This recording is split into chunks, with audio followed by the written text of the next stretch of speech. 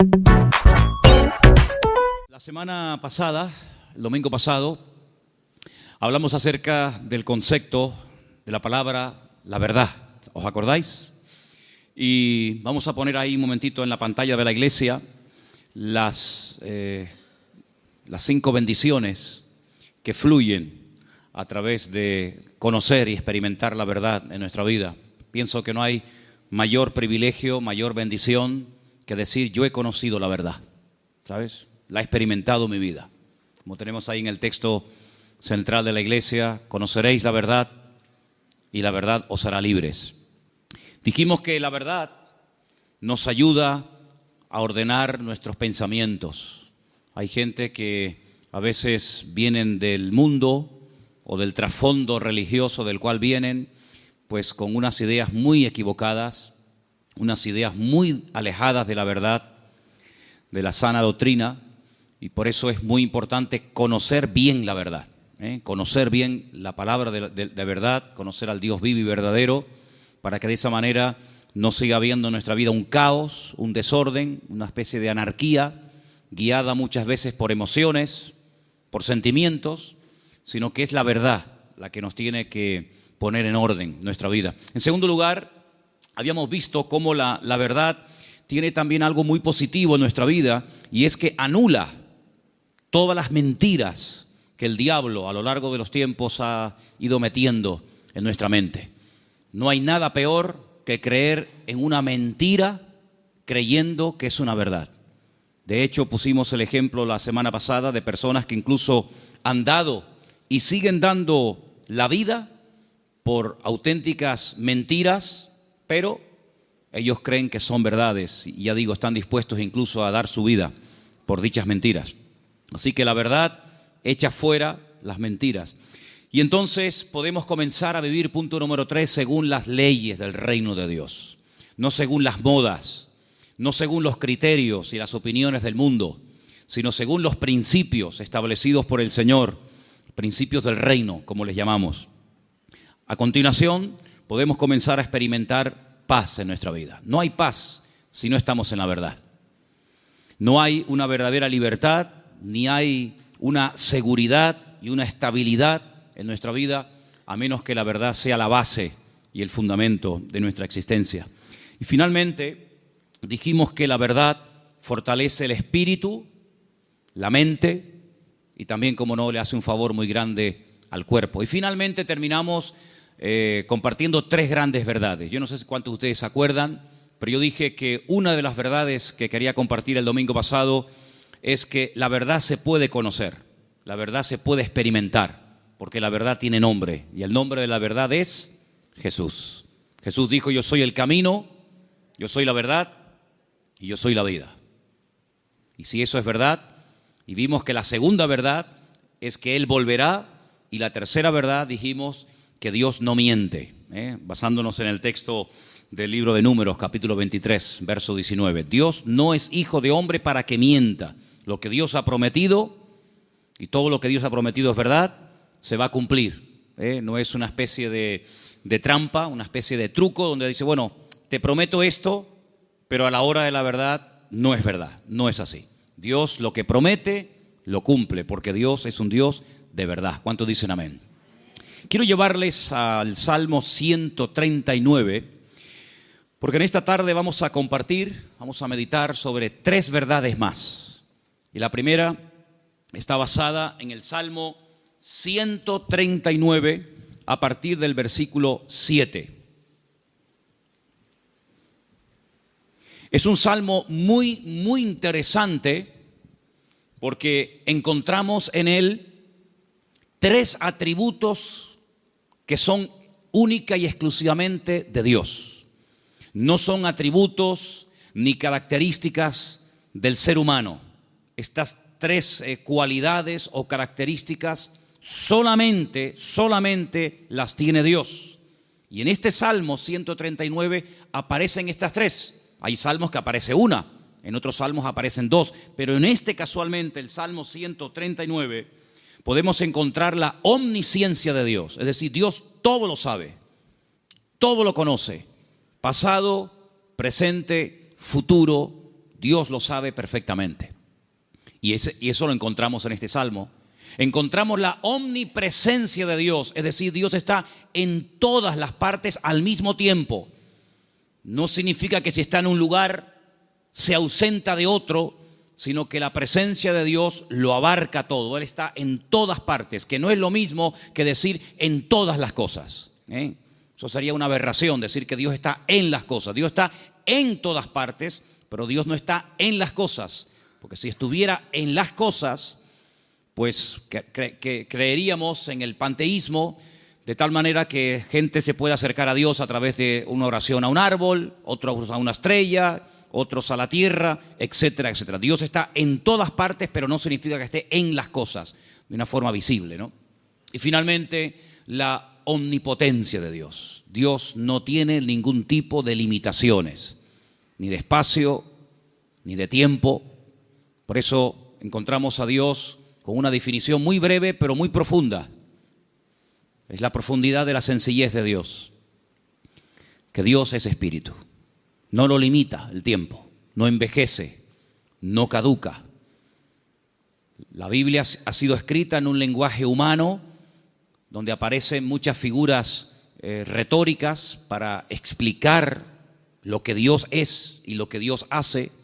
Y hay una figura muy común en la Biblia que se llama antropomorfismos, y es utilizar elementos del cuerpo humano para hablar de aspectos o características de Dios. La Biblia dice o habla del brazo del Señor, sobre quién ha creído nuestro anuncio y sobre quién se ha manifestado el brazo del Señor. La Biblia habla de los ojos de Dios, la Biblia habla de la mano de Dios, pero son simplemente eso, antropomorfismos, es utilizar un lenguaje conocido, un lenguaje humano, ¿verdad?, distintas partes del cuerpo, para describir la naturaleza de Dios en la vida de su creación, en la vida de los seres humanos. Hemos oído a veces escuchar como que la naturaleza tiene el libre albedrío de hacer cuanto quiera, y no es verdad. Las leyes de la naturaleza las estableció Dios desde el principio de los tiempos. Fíjense qué curioso que todas las leyes que el hombre ha ido descubriendo con el paso del tiempo son leyes que estaban ocultas a los ojos del hombre. El hombre no las ha inventado, simplemente las ha descubierto, ¿verdad? Pero son leyes que Dios estableció desde el principio de los tiempos. Y uno de los libros más profundos de la Biblia, que es el libro de Job, encontramos el peso de la tierra, encontramos los nombres de algunas constelaciones y estrellas, encontramos cómo el viento pesa, ¿verdad? Cosa que no se descubrió hasta muchos siglos después, y encontramos muchas cosas muy interesantes acerca de las leyes de la creación. Alguien dijo que lo creado es una manifestación de las ideas y de la voluntad de Dios hechas realidad, ¿vale? Dios hablaba y su palabra se materializaba. Poder que no transfirió al hombre, imagínense. Es un poder simplemente, o es un poder que solamente se limita a él. Dios habla y lo que Dios ordena se materializa, se cristaliza, ¿sí? Sea la luz o sea cualquier otro elemento. Ahora, en el Salmo 139 vemos estos tres atributos de Dios, repito, omnisciencia, omnipresencia y omnipotencia. Y a partir del versículo 7, el salmista se hace una serie de preguntas muy interesantes, pero las hace en forma de sorpresa. Aquí dice: ¿a dónde me iré de tu espíritu? ¿A dónde huiré de tu presencia? Si subiere a los cielos, allí estás tú. Si en el Seol hiciere mi estrado, he aquí, allí tú estás. Si tomare las alas del alba y habitar en el extremo del mar, aún allí me guiará tu mano y me asirá tu diestra. Si dijere, ciertamente las tinieblas me encubrirán, aún la noche resplandecerá alrededor de ti. Aún las tinieblas no encubren de ti, y la noche resplandece como el día. Lo mismo te son las tinieblas que la luz. ¿Cuántos dicen amén? Ahora, en la Biblia encontramos a ciertos personajes que por las circunstancias que estaban atravesando no les quedó más remedio que huir y esconderse de las personas que querían quitarles la vida. Por ejemplo, piensen en Moisés. Cuando él tenía 40 años, dice la Biblia que él para mediar en una disputa, en una pelea, dice que él se levanta contra un egipcio y lo mata y lo oculta. Pero aparentemente se ve que su crimen, su asesinato no quedó, digamos, oculto. Y al día siguiente alguien le dice: ¿me vas a matar a mí como ayer mataste al egipcio?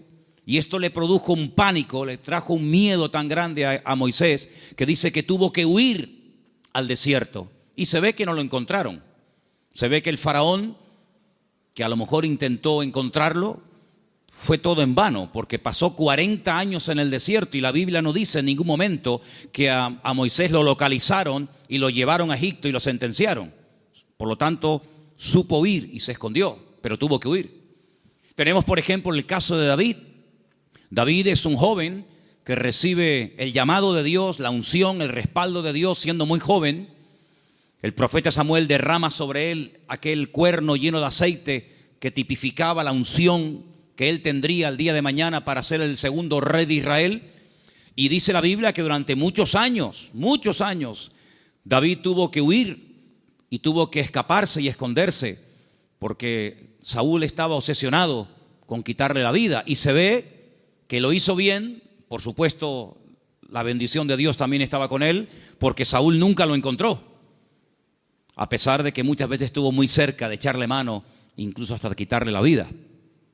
Así que vemos que hay hombres en la Biblia, seguramente hay otros, que tuvieron en momentos puntuales de la vida que huir.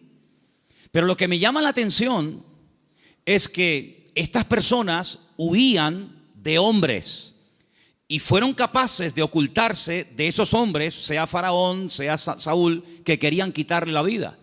Pero lo curioso es que en el primer libro de la Biblia, el libro del Génesis, el primer hombre intenta jugar al escondite con Dios. Porque dice la Biblia que cuando Adán peca, se esconde de Dios, como si Dios no supiera dónde está. Es decir, Adán está tratando a Dios como si fuera un hombre. Así como Saúl no pudo encontrar a David porque sabía dónde esconderse, y así como Moisés se supo meter en el desierto y no lo encontraron, Adán creía que se podía ocultar de Dios. Sin embargo, el Señor sabía perfectamente dónde está. Me llama la atención que cuando leemos el libro del profeta Jonás, en el capítulo 1, dice la Biblia que él recibe un llamamiento para ir a predicar a una tierra extranjera, a la capital del imperio de Asiria. La ciudad se llamaba Nínive, pero él no quería ir, porque él sabía que si la gente se exponía a la palabra y se arrepentían, Dios los iba a perdonar. Y como él no quería que Dios los perdonara, sino que los castigara y los destruyera, pues dice: no voy a predicarles. Y como no van a tener la opción de arrepentirse, pues que se mueran. Y entonces dice que desciende a una ciudad que en la Biblia se llama Jope, pero que en la actualidad se llama Jaffa, y dice que toma un barco para huir de la presencia del Señor. Bueno, hay un momento en el que los marineros le preguntan: ¿qué haces aquí? ¿Cuál es tu nacionalidad? Y dice que los marineros se dieron cuenta de que él intentaba huir de la presencia del Señor. ¿Eso qué significa? Bueno, en ese momento y hasta siglos más tarde, se creía que Dios donde estaba y donde Dios vivía y moraba era en Jerusalén, en el templo que estaba en el monte Moriah.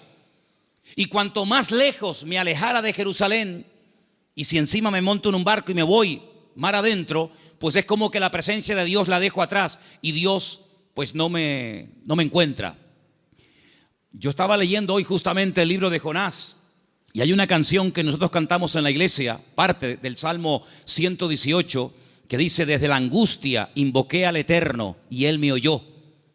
Y en la oración que Jonás hace desde el vientre del gran pez, pues dice la Biblia que él dice: desde la angustia invoqué al Eterno y Él me respondió. Así que el Salmo 118 Jonás lo sabía perfectamente, pero el 139 se ve que se olvidó. Porque el 139 el salmista dice: ¿a dónde me voy a esconder? ¿A dónde voy a huir de tu presencia? Vaya a donde vaya, sea hacia arriba, sea hacia abajo, sea a la izquierda o sea a la derecha, nunca podré huir de tu presencia, porque él tenía bien claro el concepto de la omnipresencia del Señor. ¿Cuántos dicen amén?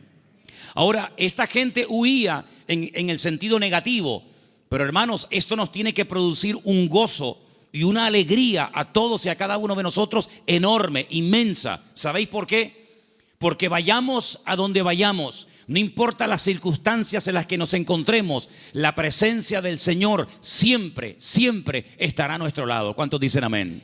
No importa si te encuentras en una cárcel, allí el Señor sabe que estás. ¿O acaso nos hemos olvidado de que una noche bien tarde Pablo y Silas cantaban, los presos les oían, pero no solamente los presos les oían, sino que el Señor en el cielo también les oía, y dice que los liberó de una forma tremenda? ¿Cuántos dicen amén?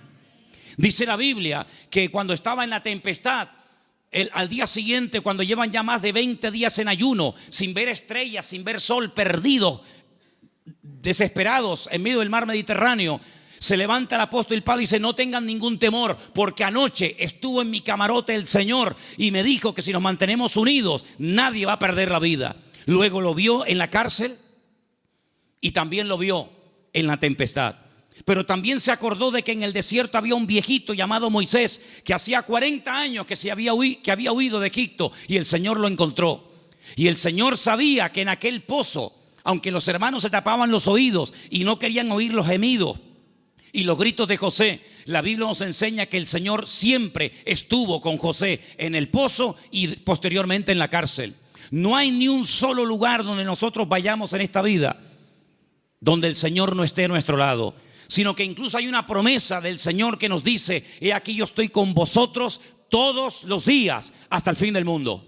Hoy estaba analizando, estaba echándome un rato la siesta y de repente ¡pum!, me desperté como un resorte y me fui a mi oficina y empecé a escribir todo lo que me venía a la cabeza. Y fíjate, me venía a la cabeza cuando Elías, huyendo, otro que huye también, en este caso no de un rey, no de un faraón, sino de una mujer llamada Jezabel, la reina perversa, esposa de Acab, que quiere matarlo. Dice que salió corriendo, huyendo, para que Jezabel no pudiera matarlo. Y dice que se mete dentro de una cueva. Y entonces dice que de repente se produce un terremoto tremendo, tremendo, a tal punto que dice que las rocas se parten por la mitad. Pero dice, Dios no estaba en ese terremoto. Más adelante dice que viene un viento huracanado espectacular, tremendo, que lo arranca todo. Y dice, pero Dios no estaba allí tampoco. Y al final, después de muchos, cosas de la naturaleza, dice que viene un viento apacible. Y él reconoce que en esa calma y en esa quietud estaba el Señor. Y me venía a la mente el capítulo 37 de Ezequiel, cuando dice que el Señor le permite ver un valle lleno de huesos secos en gran manera. Y dice que no se levantaban ni producían ningún temor, porque no estaba el Espíritu de Dios dentro de ellos. Si como la Biblia dedica tiempo a decir dónde Dios no está, pero también la Biblia dice dónde Dios sí está. Por ejemplo, también apuntaba todas las veces que ocurren tragedias y desgracias en la vida. A continuación añade la Escritura y dice, pero el Señor estaba con José. ¡Qué maravilla!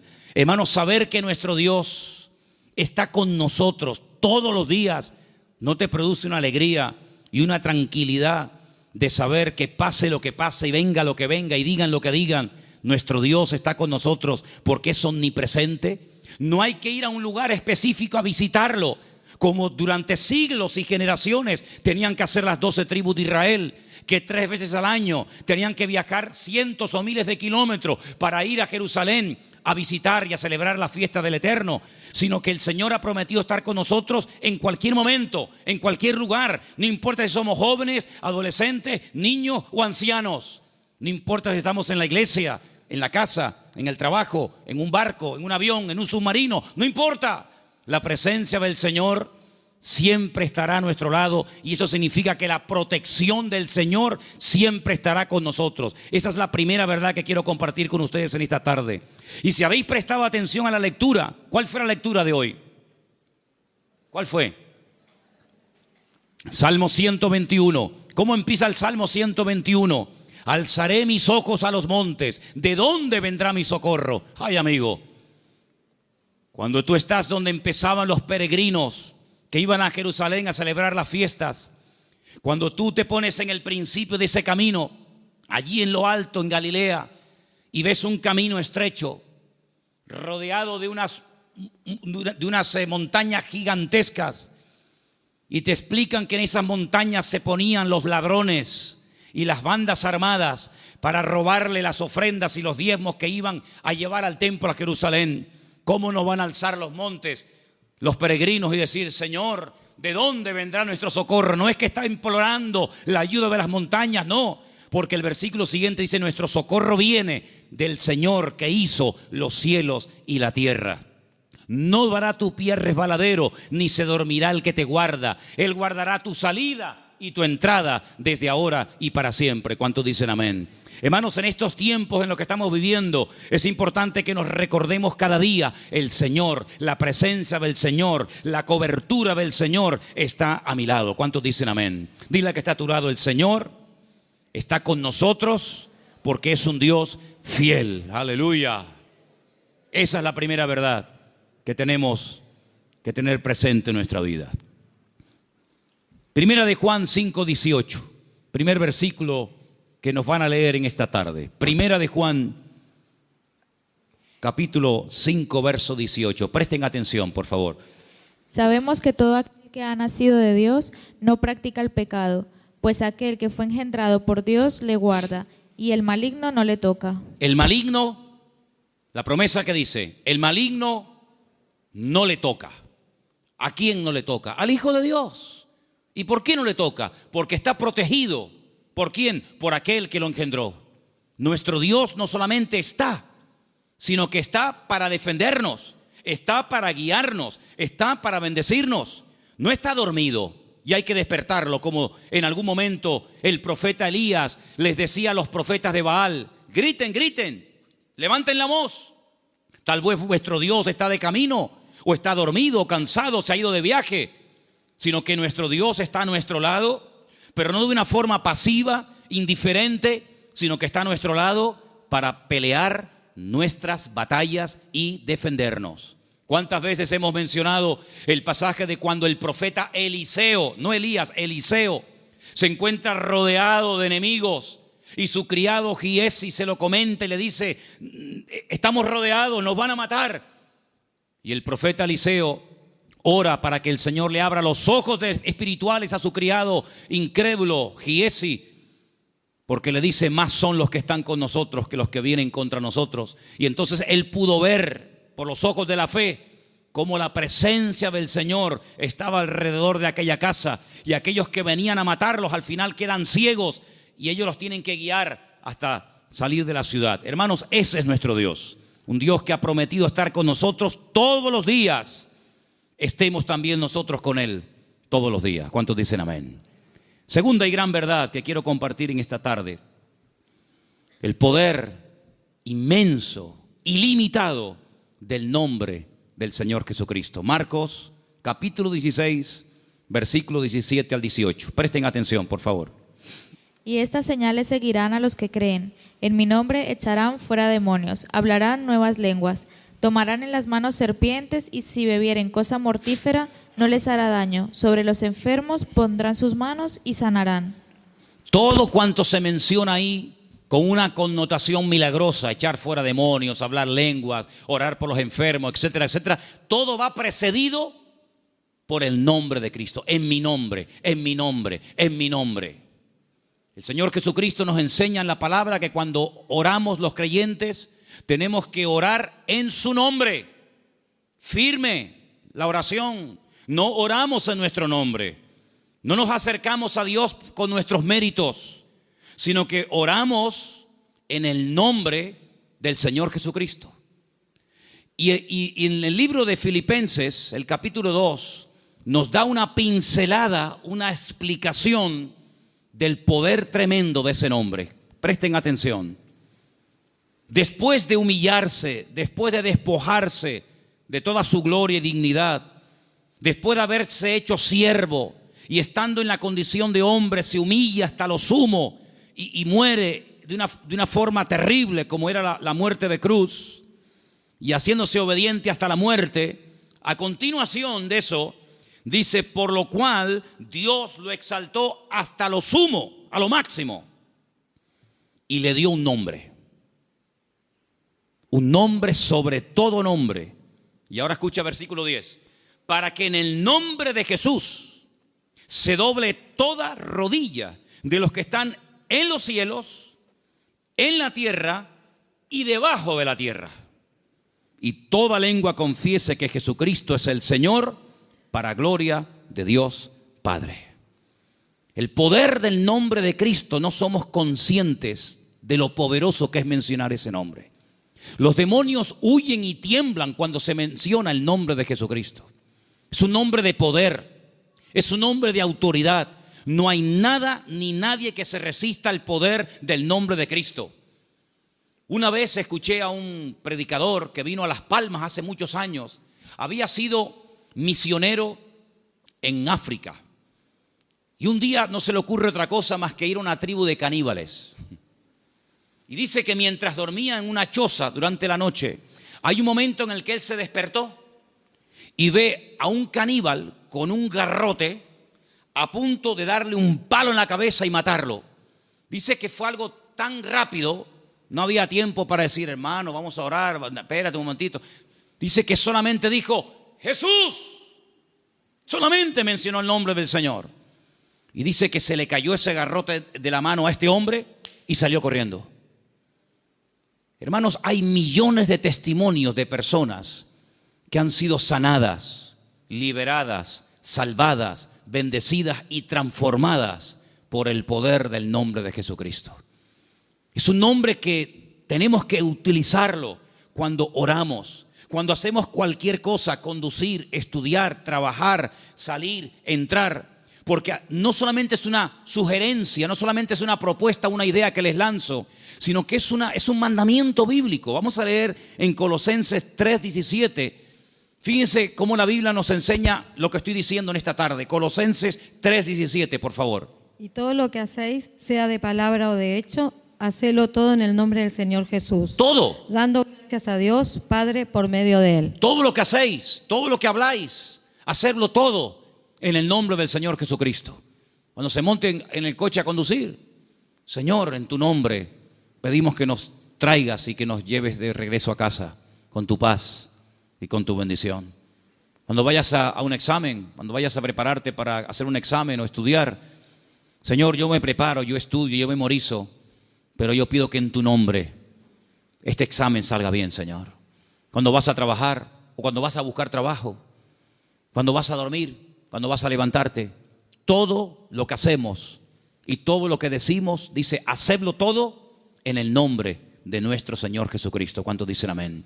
Y vas a ver cambios, vas a ver algo diferente en tu vida, porque ese nombre es un regalo, permítame la palabra, que Dios le ha dado al creyente, a sus hijos, a su pueblo, a su iglesia, para que lo use. El Señor Jesucristo le dijo un día a sus discípulos, no habéis recibido nada porque no os habéis atrevido a orar en mi nombre, pero a partir de ahora, todo lo que pidáis en mi nombre, os lo daré, para que mi Padre sea glorificada en esa petición. ¿Cuántos dicen amén? Así que esta es la segunda verdad que tenemos que interiorizar en nuestra vida. Tenemos un nombre, hermanos, un nombre de autoridad en el cielo, en la tierra donde vivimos ahora mismo y aún debajo de la tierra. Un nombre que no tiene limitaciones de ningún tipo. Pues vamos a usarlo, porque la Biblia dice que es el regalo del Padre al Hijo, un nombre que es sobre todo nombre, para que en ese nombre se doble toda rodilla de los que están arriba en el cielo, en la tierra y aún debajo de la tierra, y toda lengua confiese que Jesucristo es el Señor, para gloria de Dios Padre. Dice también en un versículo que vamos a leer a continuación, en Proverbios 18:10, nos pone un ejemplo gráfico de la protección que proporciona el nombre del Señor, el nombre de Dios. Proverbios 18:10, por favor. Torre fuerte es el nombre del Señor. A Él correrá el justo y será levantado. Torre fuerte es el nombre de nuestro Señor, y a Él correrá el justo y será levantado. Leía en el día de ayer una historia cuando un tal Abimelech quiere matar a un montón de gente y dice que se dirige a la ciudad donde están las personas que él en un principio quiere aniquilarlas. Esto lo pueden ver en el capítulo 9 del libro de Jueces. Y dice la Biblia que en esa ciudad había una torre donde la gente de la ciudad, las mujeres y los niños se metieron, subieron a lo alto de la torre y allí se escondieron, y dice que no les pasó nada. Yo no sé si el salmista se inspiró en esa historia para escribir estas palabras. Torre fuerte es el nombre de nuestro Dios. A él correrá el justo y será salvado en el tiempo de la angustia, en el tiempo de los problemas. Así que, hermanos, les animo a que en esta semana, no en vano, porque fijaros que sagrado es el nombre del Señor, que hay un mandamiento de los 10, del decálogo, hay uno que curiosamente hace referencia a su nombre: no tomarás el nombre de tu Dios en vano. Pero bueno, una cosa es no tomarlo en vano y otra cosa es no tomarlo nunca. Por lo tanto, cuando menciones el nombre del Señor, que la gloria, una vez obtenida la respuesta a esa petición o a esa necesidad, que la gloria no sea para ti, sino que la gloria se la lleve el Señor. ¿Cuántos dicen amén? Hay también una tercera verdad que quiero compartir esta tarde. Y para los que no estuvieron, el otro día aquí en la iglesia, el día jueves, en la carta de Pablo a Tito, una carta pequeñita que está por ahí por el Nuevo Testamento, ustedes la tienen también, no les quepa la menor duda. El apóstol Pablo deja a Tito en la isla de Creta para que impida que se mezclen o que se metan en la iglesia falsas enseñanzas, falsas doctrinas, etc. Y una de las cosas que el apóstol Pablo le decía a este joven pastor es que en la iglesia tiene que haber, a nivel de cuerpo, una sana doctrina, y que el liderazgo, los ancianos que él iba a nombrar para que ocuparan cargos de responsabilidad en la obra, tenían que ser personas con una serie de características. Algunas eran prudentes, con paciencia, serios, sobrios, etc. Pero lo que me llamó la atención es que dice, y el liderazgo tiene que tener una fe sana. Bueno, literalmente dice que sean sanos en la fe. Y esto despertó mi curiosidad, porque la tercera verdad que quiero que en esta tarde escuchen ustedes y quiero compartir es el poder que tiene el cuerpo, el pueblo del Señor, siempre y cuando la fe de esa iglesia sea una fe sana. Y algunos dirán, pero ¿cómo que una fe sana? ¿Es que acaso hay una fe que no es sana? Pues sí. La fe a veces se puede enfermar. De hecho, vimos el jueves, repasamos un poco, que hay un momento puntual en el ministerio del Señor Jesucristo en el que algunos discípulos vienen y le dicen, Señor, nos ha pasado algo y queremos contártelo. Hemos entrado a una ciudad y no nos han querido recibir. No han sido hospitalarios, han sido fríos. Incluso nos han pedido que nos marchemos de la ciudad, que no quieren saber nada de ti, de tu ministerio ni de tus palabras.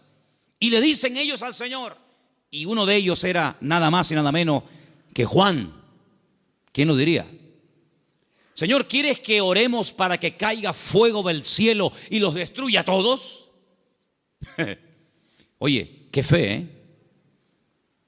Ellos creían que si oraban y que cayera fuego del cielo, el Señor respondería a sus oraciones. Pero el Señor dice, alto. No.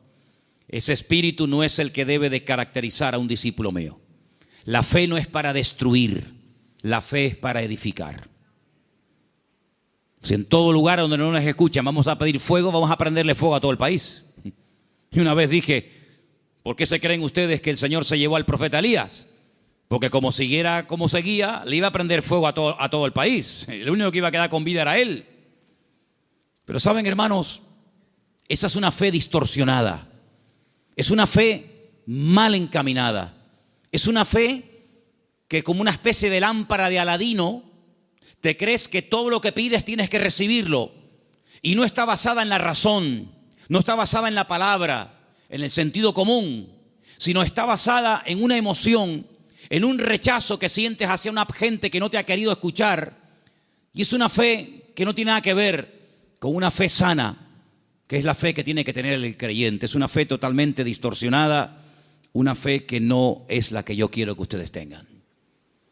Luego Pablo también hablaba de que había gente que tenía fe fingida. Fe fingida. Y Pablo dice a Timoteo, yo doy gracias a Dios que la fe que tú tienes no es fingida.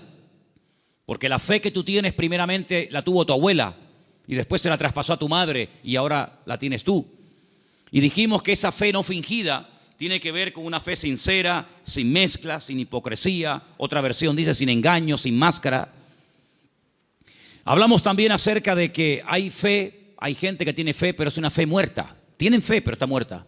¿Y cuál es la fe muerta? La que no produce obras.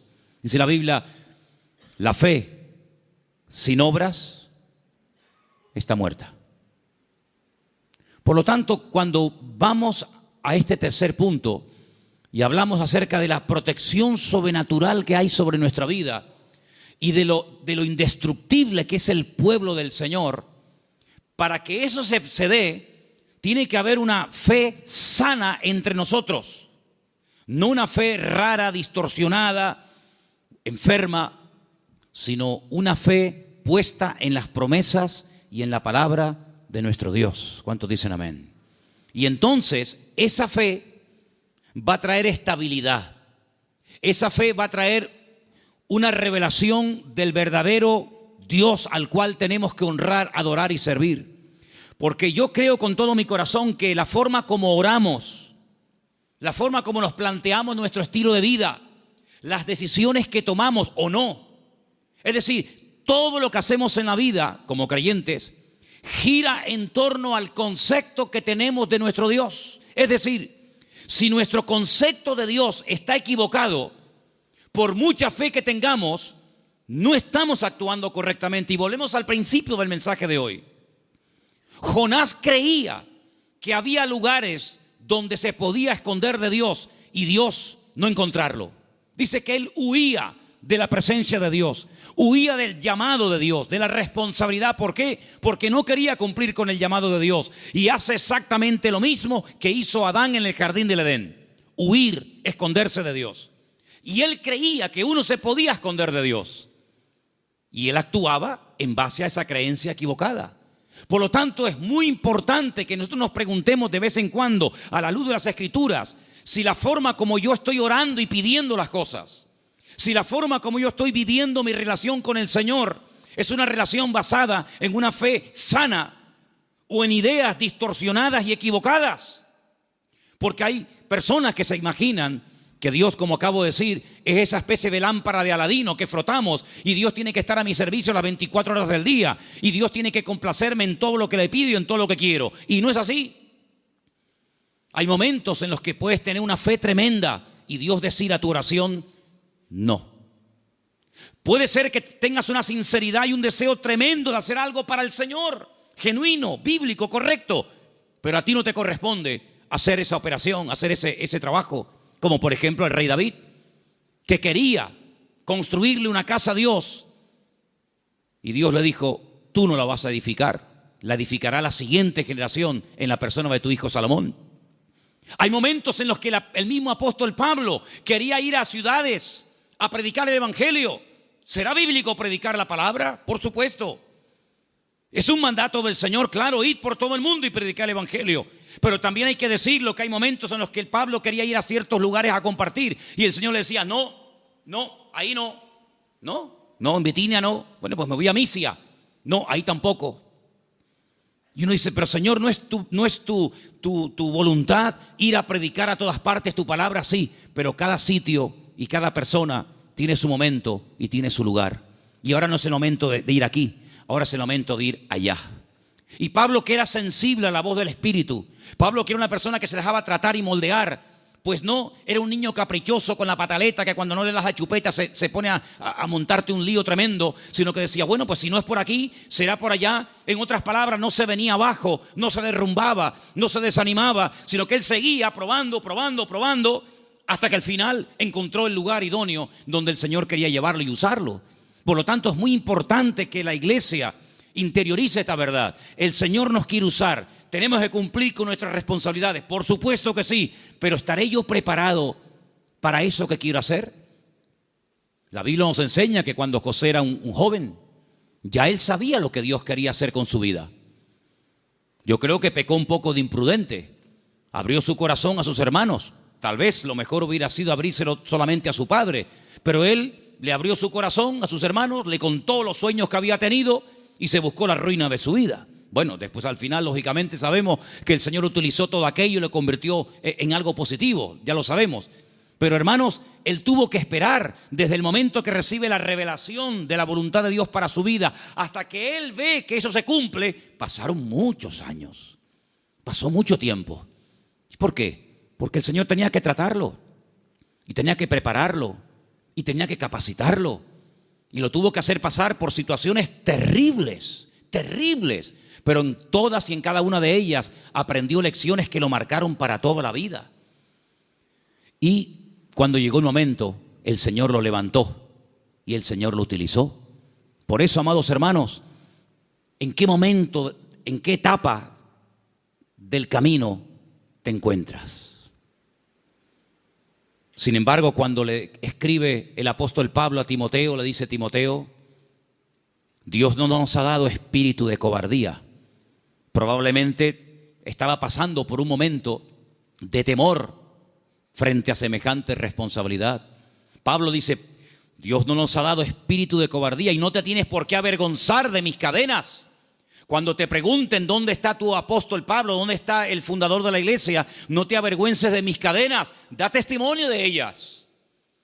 Y te recuerdo que tienes que cumplir con tu ministerio.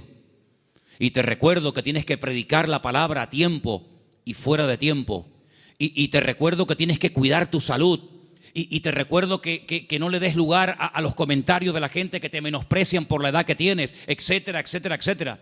En otras palabras, ¿por qué le exige que sufra? Sufre, pelea, predica, con ganas y sin ganas, a tiempo y fuera de tiempo.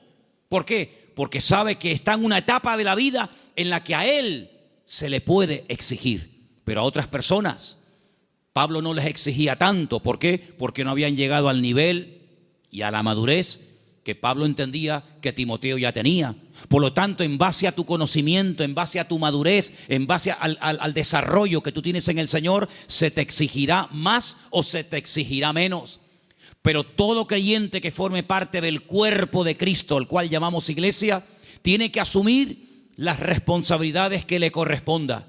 Y yo, por ejemplo, en esta tarde tengo aquí una pequeña lista de cosas en las cuales todos sí podemos, a pesar de que lleven poco tiempo o mucho tiempo, todos sí podemos cumplir con ellas. Por ejemplo, con la puntualidad. Yo doy gracias al Señor de que en esta iglesia, salvo raras excepciones, siempre se empiezan los cultos a su hora. ¿Sí o no? ¿No? ¿Dicen que no? Hemos estado en algunas iglesias donde el culto se ha empezado media hora tarde. Y durante la predicación aún sigue entrando gente. Y decirnos a algunos miembros de la iglesia: en esta iglesia siempre ha sido así, es imposible empezar un día a tiempo.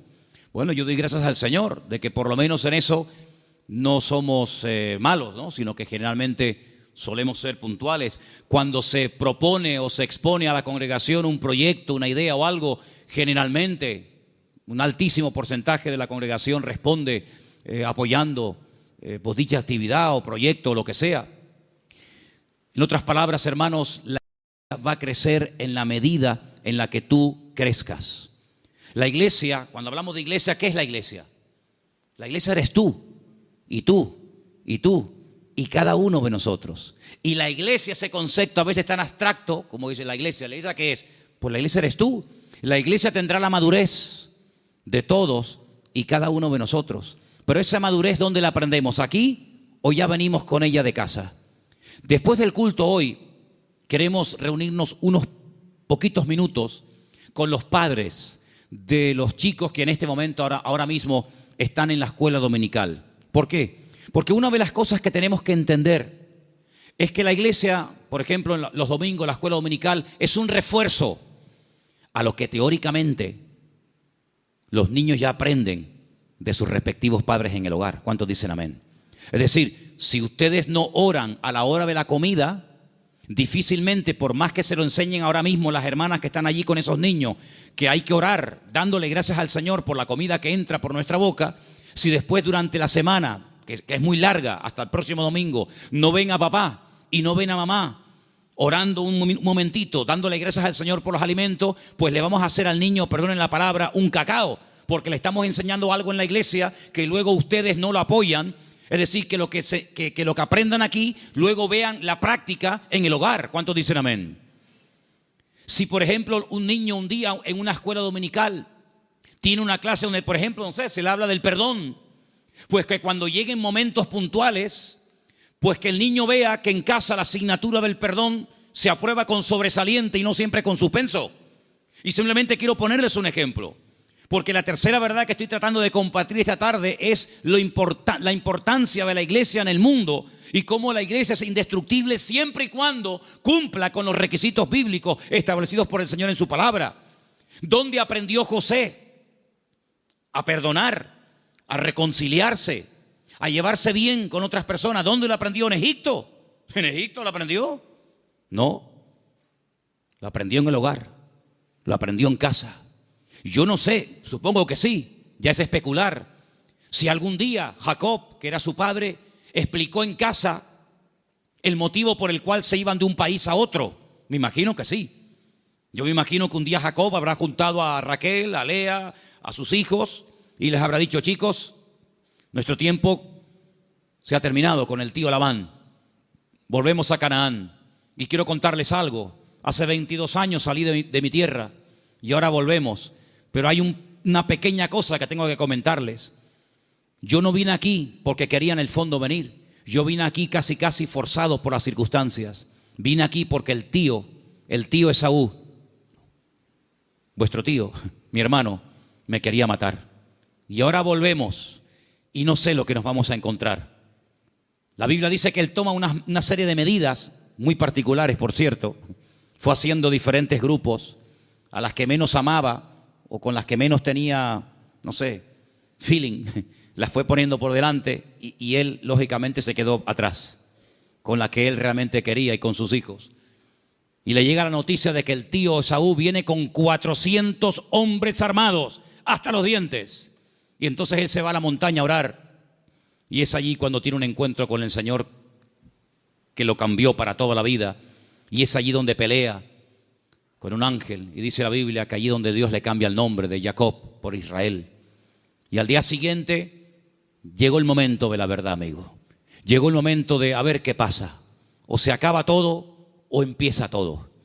Y allí se va José con su padre, con sus hermanos, y allí dice la Biblia que Jacob y Esaú se abrazaron, se perdonaron, se reconciliaron y todo se solucionó. Y allí estaba José, la primera vez en su vida que veía al tito Esaú, la primera vez en su vida que veía algo tan impactante que sin lugar a dudas lo marcó, porque esa reconciliación entre el tío y su papá lo marcó de tal manera que años más tarde, cuando él es vendido por sus propios hermanos, cuando él se da a conocer a ellos y les revela su identidad y les dice: yo soy José, no tiene ni la más mínima gota de rencor, de remordimiento en su corazón, porque él aprendió de una forma objetiva lo que era el perdón y la reconciliación en su familia. ¿Y qué es lo que hace? Él después proyecta en los demás lo que en el hogar aprendió de una forma práctica. Por eso, amados hermanos, es muy importante que lo que ustedes aprenden en los cultos, lo que los niños aprenden en la escuela dominical, luego durante la semana se van a presentar muchas oportunidades para orar, para pedir perdón, para saber cómo reaccionar ante una situación. Y entonces ahí donde tenemos que trabajar en equipo, porque la iglesia que entiende que no somos solamente iglesia cuando nos reunimos aquí en Garcilaso de la Vega número 13 y cuando apagamos la luz y arrancamos los coches y cada uno se va a su casa, dejamos de ser iglesia. No, seguimos siendo iglesia, no en un lugar físico como este. La iglesia ahora se divide para multiplicar. La iglesia que se divide dentro es una ruina, Pero la iglesia que fuera, cuando termina el culto, se divide y se lleva la bendición de Dios, se divide, entre comillas, para después multiplicar y para extender la luz del evangelio fuera. ¿Cuántos dicen amén? Por eso es muy importante que nosotros nos preguntemos y nos analicemos de vez en cuando cómo va el nivel de nuestra fe. Quiero ponerles un pequeño ejemplo de la Biblia, donde dice la palabra que un padre desesperado, un padre con un problema con un hijo que nada ni nadie puede solucionar, fue un día con toda la fe y con toda la sinceridad del mundo a pedir ayuda al Señor, pero el Señor no estaba. La Biblia dice que el Señor había pasado la noche en oración con 3 de sus discípulos en la montaña. Pero bueno, ya que estoy aquí, aprovecho para que por lo menos los discípulos del maestro oren por mi hijo, y fue un fracaso. No resultó. La palabra dice que cuando el Señor baja de la montaña, este padre va al Señor por fin y le dice: he traído mi hijo a tus discípulos y no han podido hacer absolutamente nada. Si tú puedes hacer algo. Increíble. Y el Señor le dice: si tú puedes creer más bien. Y es cuando pide ayuda: Señor, ayuda a mi incredulidad. Menguó en la fe. En unas horas la fe pasó de creer que mi hijo tiene remedio a decir: si puedes hacer algo. Eso no es una fe sana. La fe sana es la que aguanta la prueba. La fe sana es la que se extiende. La fe sana es la que sabe reaccionar cuando dice el Señor no. Porque cuando dice el Señor sí, la fe se amolda y se adapta muy bien. Pero cuando el Señor dice no, es donde verdaderamente se prueba la fe. Por eso dije el jueves, y quiero volver a repetirlo porque para mí fue algo muy importante, y es que una fe que no va acompañada de paciencia se convierte en tormento. Por eso hay gente que dice: yo he orado, y como tú dices, Manolo, en el nombre de Cristo, y tengo fe, y lo creo, y además creo que es bíblico lo que estoy pidiendo, pero Dios no me responde. Pero es que la fe sin paciencia se puede llegar a convertir en un tormento. Por eso una fe sana es la fe que va acompañada de paciencia. Y de ahí que el salmista diga, y volvemos a mensajes de la semana pasada: encomienda al Señor tu camino, confía en Él y Él hará cuando lo crea oportuno. ¿Cuántos dicen amén? Por eso la iglesia, claro que es indestructible. Hay promesas que las puertas del infierno no prevalecerán contra el pueblo de Dios. Pero siempre y cuando el pueblo de Dios se mantenga alineado y siempre y cuando el pueblo del Señor tenga ese mismo sentir. Permítame llevarles al libro de Filipenses, por favor. En la carta del apóstol Pablo a los Filipenses, y mientras la buscan, decirles, amados hermanos, que esta carta se escribió desde la cárcel en Roma. En el capítulo 4 de la carta de Pablo a los Filipenses, ustedes van a encontrar que el apóstol Pablo está hablando de gozo, de regocijarse. Y uno dice: pero ¿cómo es posible que en semejantes circunstancias el apóstol Pablo escriba una carta cuya palabra más repetitiva es la palabra gozo y alegría? Bueno, pues porque el gozo del creyente, la estabilidad del creyente, no depende de si está en libertad o privado de libertad, sino depende de una fe sana depositada en los brazos del Señor. Pero en medio de la carta, cuando él está explayándose, dando unas explicaciones extraordinarias sobre todo esto, llegamos al versículo 2, Filipenses 4:2, donde él hace un ruego, una tarea que les pongo: escriban en un papel todas las veces que Pablo le rogó a alguien algo. No lo hace mucho, pero aquí tienen un ejemplo. Este no vale, tienen que buscar otro. Le ruega a Evodia y a Síntique que sean ¿qué? De un mismo sentir en el Señor. Evodia y Síntique eran unas hermanas de esta congregación, eran creyentes, fieles asistentes a la congregación, que no les está haciendo un llamado para que acepten al Señor en su vida y se conviertan. No, ya son creyentes, son hermanas de la congregación, pero entre ellas hay algo. No son de un mismo sentir. Algo pasó entre estas hermanas que a Pablo le perturba. Y Pablo, hay un momento en el que hace un paréntesis en el desarrollo del tema de la carta de Filipenses y dice: ruego a Evodia y a Síntique que sean de un mismo sentir en el Señor. Porque una iglesia, como un matrimonio que tiene un mismo sentir, es algo indestructible. ¿Cuántos dicen amén?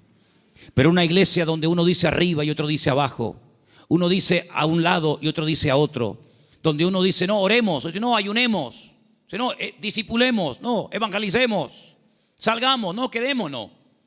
Difícilmente esa iglesia puede ser una iglesia bendecida y una iglesia que impacte a la gente que lo rodea. Pero cuando hay un mismo sentir en el Señor, cuando el capitán de la nave es el Espíritu de Dios y la cabeza de la iglesia es el Señor Jesucristo, esa iglesia puede avanzar, esa iglesia puede ser una bendición, y esa iglesia es un botón, un punto de referencia en el mundo espiritual de algo que el Señor está haciendo en este lugar. Porque permítame decirle que una de las grandes enseñanzas del apóstol Pablo, y esto tiene una profundidad tremenda, inmensa, es que dice que la iglesia no solamente puede tener un impacto a nivel de sociedad, como evidentemente lo tiene con los vecinos, con los familiares, con los que vienen, etcétera, sino que dice el apóstol Pablo, es una enseñanza muy profunda que comparte con los efesios, es que la iglesia, según cómo se comporte, según cómo actúen sus miembros, según cómo se relacionen unos con otros, tiene también un impacto en el mundo espiritual, ante los principados y ante las potestades. Y uno dice, pero ¿cómo puede ser eso? Claro que sí. La iglesia puede llegar a ser un freno. La iglesia puede llegar a ser una luz. La iglesia puede incluso impedirle al enemigo que campe a sus anchas y que haga lo que le dé la gana. Porque la iglesia es un freno en el mundo espiritual que el diablo reconoce perfectamente. ¿O se creen ustedes que el diablo no sabe que tú eres un hijo de Dios? ¿Se creen ustedes que el diablo no nos ve a nosotros? ¿Se creen ustedes que los demonios no nos observan cada día cómo hablamos, cómo oramos o cómo no oramos, cómo entramos, cómo salimos? Claro que lo ven. Había una vez unos jóvenes que querían echar fuera un demonio de un hombre, y cuando fueron a orar por él no se les ocurre otra cosa. Qué listos y qué tontos al mismo tiempo.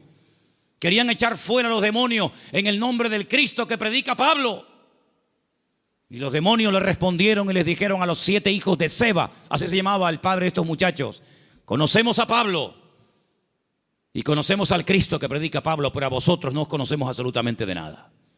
Así que el diablo sabe dónde vivimos, sabe nuestra identidad, sabe nuestro nivel de madurez, sabe nuestro nivel de santidad con el Señor, sabe hasta dónde puede llegar, porque como dije al principio, hay una protección, una cobertura sobrenatural 24 horas al día sobre la vida de la iglesia, sobre la vida de cada uno de sus hijos.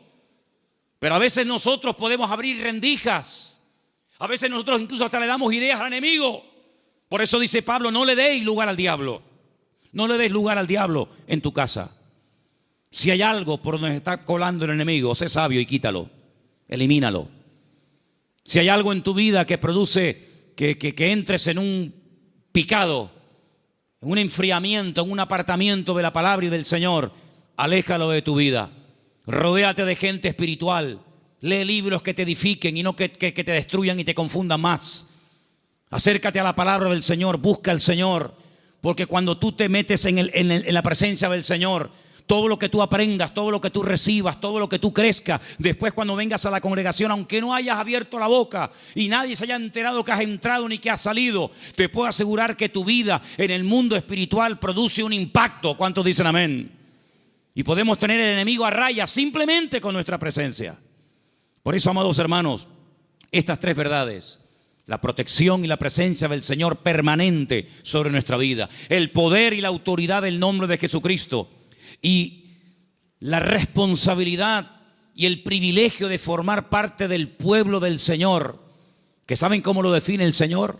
¿Saben cómo nos define nosotros el Señor?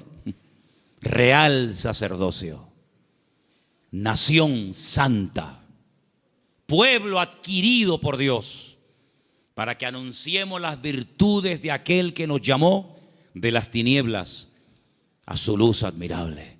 El concepto que tiene el Señor de su iglesia es tan grande que dice: para mí, mi iglesia, tú y tú y tú y yo y cada uno de nosotros, Él dice: ustedes son mi cuerpo. Yo soy vuestra cabeza, pero vosotros sois mi cuerpo en la tierra. Somos los ojos, las manos, la boca de Cristo en esta sociedad donde Él nos ha puesto. Y amados, yo les digo algo, lo dije la semana pasada y lo quiero repetir ahora. El mundo está cambiando tan rápidamente que las iglesias van a ser lugares donde mucha gente desesperada, vacía, confundida y desorientada va a venir buscando ayuda. Porque miles de personas en su desesperación, en la pérdida de su trabajo, de salud, de marido, de familia, etcétera, ¿a dónde fueron? ¿A quién recurrieron? ¿A quién les pagaron? A muchos astrólogos, magos, santeros, brujos, adivinos, ¿sí o no? Mucha de esa gente que se ha llevado tremendas desilusiones, mucha de esa gente que ha perdido dinero, mucha de esa gente que se han llevado una desilusión tremenda y han visto que no han obtenido resultados, sino ha sido lo peor. El Señor nos va a poner a cantidad de gente en nuestro camino y llegará el momento cuando tú tendrás que darte cuenta de que tu vida proyecta una imagen en la sociedad en la que vivimos. Espero que nos podamos representar dignamente los unos a los otros. ¿Cuántos dicen amén? Les quiero hacer una pregunta. ¿Cómo se sentirían ustedes si yo mañana viniera al púlpito con el pelo de color verde? ¿No les gustaría, hermanos, un cambio de look en el pastor? Unos tatuajes, unas cadenas, unos piercing. ¿Cómo se llama eso que se pone en las orejas? No, zarcillos no, lo otro. Dilataciones, unas dilataciones. ¿Qué les parece? Como que no, ¿verdad? Como que no. Tal vez a una parte, a un grupo de personas que digamos que se visten y actúan así, no sé, tal vez a lo mejor les haría gracia un tiempo que un señor ya de cierta edad llamado pastor se vista así. Pero son más los que dejaríamos de alcanzar que los que alcanzaríamos con esas pintas, ¿sí o no? Pues sabe una cosa, hermano, cuiden su imagen pública, porque usted como hijo de Dios tiene que dar una imagen sana y digna del Evangelio. No decimos, no, es que yo hago lo que me da la gana, porque yo lo siento así. Hermano, interiorice esta verdad en su vida. La forma como usted habla con sus compañeros de trabajo, con sus clientes, con los amigos en el barrio, con tus familiares, etcétera. En cierto sentido, tú eres un embajador del cuerpo de Cristo, de la iglesia del Señor, en medio de la sociedad en la que vivimos. Por eso cada vez que vayas a hablar, a decir algo, a opinar, a aportar algo, piensa en esto. Lo que voy a decir te glorifica a ti, Señor. Lo hago en el nombre de Cristo. Tú lo harías y estarías contento con la imagen que estoy proyectando de ti. Estas verdades tienen que calar hondo en nuestra vida y tenemos que ser responsables, no solamente ante Dios, sino asumir que todo lo que hacemos y decimos en la vida tiene que ser hecho decentemente y con orden en el nombre del Señor. ¿Cuántos dicen amén? Vamos a orar. Cierra tus ojos en esta tarde. Ahí donde estás. Aleluya. Tenemos una protección y la presencia del Señor permanentemente a nuestro lado. Tenemos el nombre más poderoso que jamás ha existido y existirá. El nombre de Cristo Jesús. Y formamos parte del cuerpo de Cristo, de la iglesia indestructible del Señor. Que el Señor nos ayude, amados hermanos, a entender que estas verdades tienen que traer compromiso a nuestra vida. La verdad compromete. Y en esta tarde nos queremos comprometer con nuestro Señor y queremos decirle de todo corazón que nos ayude a crecer, que nos ayude a madurar en sus caminos. Aleluya. Queremos, con la ayuda del Señor, con la ayuda y la bendición de nuestro Dios, queremos agradarle en todo lo que hagamos y digamos. Cuida tu imagen pública y privada. Cuida tu vocabulario, tu entrada y tu salida. Cuida todo lo que hagas y digas, porque a quien queremos representar dignamente es al Señor de señores y al Rey de reyes.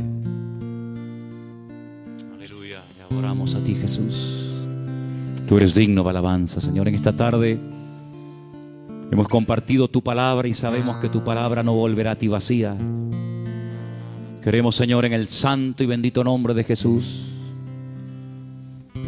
queremos, Señor, dar una imagen digna de ti, mi Dios. Guarda nuestras palabras durante esta semana, Señor, nuestras conversaciones. Trae madurez a nuestra vida, Señor Jesús. Y en esta tarde, Señor, invocamos tu nombre y pedimos que tu sangre, la sangre preciosa de Cristo Jesús, nos cubra y nos llene de tu gloria, Señor. Aleluya. Ahí donde estás, cierra tus ojos y ora al Señor y pídele fuerzas. Pídele su bendición, aleluya. Pídele al Señor que te cuide, que te use, que te pastoree durante estos días. Y que el Señor esté contigo a donde quiera que vayas cada día.